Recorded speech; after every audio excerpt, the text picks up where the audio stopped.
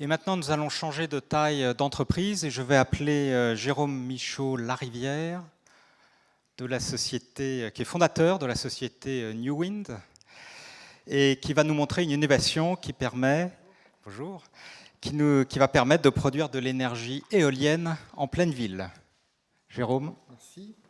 Bonjour à tous. En effet, notre échelle, c'est le kilowatt. On n'est pas au gigawatt. Mais plus fort, plus près, meilleur. Comme ça. Donc, je disais que nous produisions des kilowatts plutôt que des mégawatts. Et en effet, notre solution qui s'appelle l'aérolift, c'est une technologie qu'on a mise au point depuis à peu près 5 ans, qui a pris une forme aujourd'hui connue sous le nom de l'arbre à vent, peut-être certains d'entre vous le connaissent. Donc il s'agit de capter les énergies qui circulent en milieu urbain, périurbain, là où au fond se concentrent les populations mondiales. 65% des populations du monde vivent déjà dans un tissu urbain où il y a du réseau. Et pourtant, on connaît des phénomènes de précarité énergétique, qu'on vient de dire, où en tout cas, certains, à la fin du mois, ne peuvent pas se chauffer, ils ferment leur radiateur. Et il nous a paru important, plutôt que de créer ex abrupto de l'énergie doux, c'était plutôt de la récupérer, qui était peut-être intéressant, parce qu'on veut le faire tout de suite. Donc il y avait un domaine délaissé, qui était celui du petit éolien. J'appelle pas volontiers notre techno éolien, parce que vous allez peut-être comprendre par la suite pourquoi on se distingue de l'éolien, en ce sens que nous travaillons sur une énergie dégradée, c'est l'énergie turbulente qui est sous la canopée urbaine, tordue, instable, inconstante en direction comme en intensité, donc extrêmement difficile à capter, et c'est pour ça qu'elle a été abandonnée par tout le monde, parce que trop difficile, et appauvrie, donc pourquoi aller s'intéresser à ce qui est pauvre. Mais comme nous, on destine notre modèle économique à l'autoconsommation, les besoins sont beaucoup plus modestes, on est à l'échelle de 3-4 kW pour l'échelle d'une famille. En kilowattheure, ça se traduit à peu près par 3500 kWh dans l'année. C'est ce que nous sommes capables de faire avec un arbre à vent. Et donc, on a commencé à se pencher sur ces écoulements turbulents et on a compris leurs facteurs de forme et les différentes natures de rugosité qui modèlent sans cesse cette énergie. Et il en est sorti une forme de pale qui est intéressante que si elle est multipliée. Donc nous, en fait, ce qu'on a fait, c'est un concept très simple, c'est de la microélectricité et la pluralité de turbines. Donc ce qui était grand, on l'a fait petit, à taille humaine. Ce qui était unique, on l'a fait nombreux, on a plein de petites turbines qu'on combine ensemble. Ce qui était moche, on a essayé de faire beau, vous allez en juger tout à l'heure. Ce qui était bruyant, on l'a fait silencieux, parce que c'est totalement silencieux, c'est l'axe vertical. C'est ce qui était fragile, on l'a fait super costaud. Il faut bien imaginer que on ne voit pas très bien, mais normalement, à droite, vous voyez la pale. Je ne sais pas pourquoi c'est blanc sur blanc, c'est bizarre.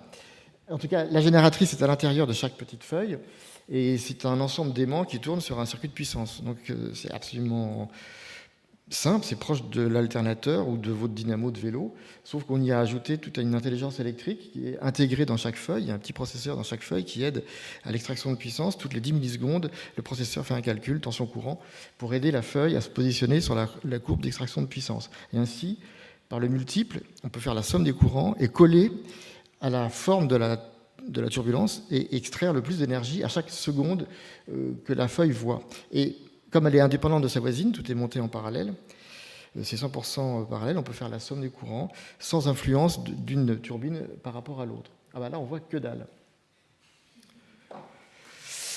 Bon, c'est un PowerPoint universel, d'habitude on voit. Donc là, c'est l'arbre à vent, mais peut-être certains sont passés à la COP21. Il y en avait 2 exposés, je vais les montrer tout à l'heure. Quelques références, données, 5400 watts installés, c'est quand même une puissance significative. Le truc est grand, fait 9 mètres. Hein? Ah, bah oui. Voilà. Donc ça, c'est la première application que l'on présente, qui est déjà commercialisée depuis quelques semaines. On a fait des installations de pré-série qu'on a positionnées en Allemagne, en Suisse, en France. Les 2 de la COP ont été enlevés parce qu'ils ne pouvaient pas rester. Ils ont été déplacés, l'un à Roland-Garros et l'autre chez Engie. Voilà, donc pour dire que ça, c'est la première application que nous déployons, mais l'idée de la modularité qui est consubstantielle à cette idée de départ c'est qu'on peut combiner les feuilles d'une manière infinie selon le besoin électrique. Et tout l'intérêt, c'est de proportionner très exactement son besoin électrique, son budget, et le nombre de feuilles. Et arriver ainsi à proposer une équation équilibrée pour peu qu'on arrive à les faire pas cher. C'est notre objectif aujourd'hui, de faire une aérolif bon marché, compétitive, pour atteindre inférieur à 100 € le mégawatt. Et on n'y est pas encore. L'arbre à vent est assez cher, parce qu'il est statutaire, il est grand, comme vous voyez. Il mobilise beaucoup d'acier, donc on peut améliorer notre ACV, ce qu'on fait avec des versions en bois. On a plein de développements qui vont combiner donc des améliorations, notamment sur l'impact carboné de notre solution, et des solutions encore plus petites, encore plus proches des usages. L'idée étant la proximité, on consomme ce qu'on produit directement, pas de perte en ligne. Alors à quoi ça sert ? Vous pouvez imaginer très facilement, ça sert à alimenter tous les TGB, baisser la facture énergétique des grands ensembles. Ça peut couvrir à peu près 80% des besoins d'une famille de 4 personnes pour 125 mètres carrés. Donc à peu près, c'est ça, 3000, 3500 kWh. Là, on y a ajouté des fonctionnalités qui sont très prisées par les mairies, notamment, ou les gares et connexions qui nous ont commandé des arbres pour animer leur parvis de gare. On peut avoir du Wi-Fi au pied des arbres, des ports USB, des bancs connectés, des écrans d'information.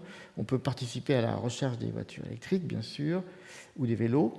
Et donc tout ça contribue à nous mettre au cœur ce qu'on appelle les mobilités urbaines, où tous les flux vont se croiser, et on va jouer un rôle modeste à notre échelle, mais une modestie plus une modestie plus une modestie, ça fait une grande ambition, je crois. Et ça, c'est une dernière fonctionnalité, oui, notamment dans les parkings, pour s'aider au repérage. Donc nous préparons des buissons, des branches, des grappes, des lianes, et des feuilles de toit, des feuilles de route, et qui pourront se mettre là où il y a de l'énergie qui passe. Donc notre métier, c'est de comprendre ces phénomènes turbulents, y adapter des petites machines. Aujourd'hui, elles sont spectaculaires.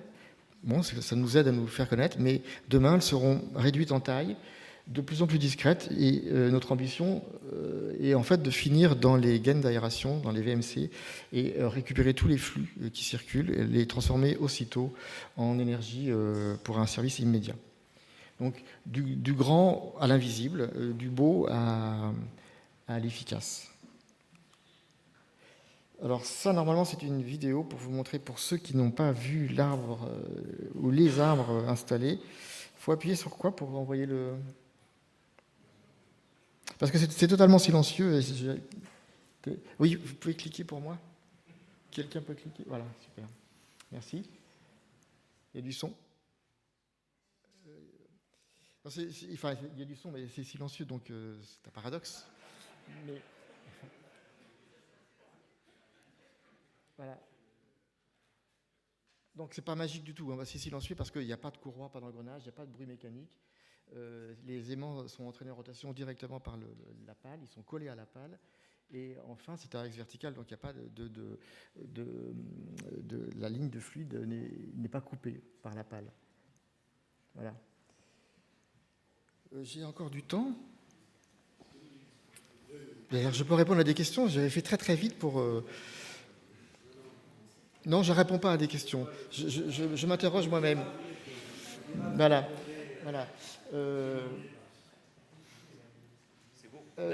Donc oui, donc c'est vraiment la microélectricité, c'était ça l'idée pour répondre à monsieur, c'est que bien sûr, il ne s'agit pas de remplacer les grands réseaux, mais il y a une fierté qu'on a pu observer très puissante à produire sa propre énergie. Ça a un côté statutaire qui s'apparente à la liberté. Quand on a donné le moyen aux gens de s'échapper de leur domicile par la voiture, ils ont acquis une autonomie, une liberté fondamentale. Produire sa propre énergie, ça s'apparente à ce mouvement très très puissant. Et donc nous donnons la possibilité, par la modularité, en proportionnant son besoin, à cet accès fondamental. Madame Lepage.